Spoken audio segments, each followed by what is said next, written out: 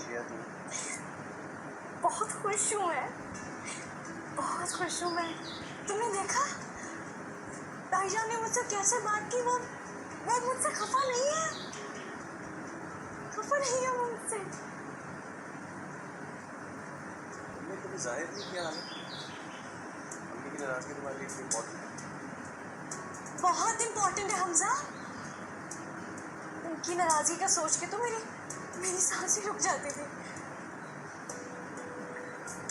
मैं ना किसी की नाराजगी बर्दाश्त नहीं कर सकती, सह नहीं सकती। अगर मैं नाराज हो गया तो? मैं होने ही नहीं दूंगी नाराज। अज्यूम कर लेते हैं अगर हो गया तो? मैं मना लूंगी।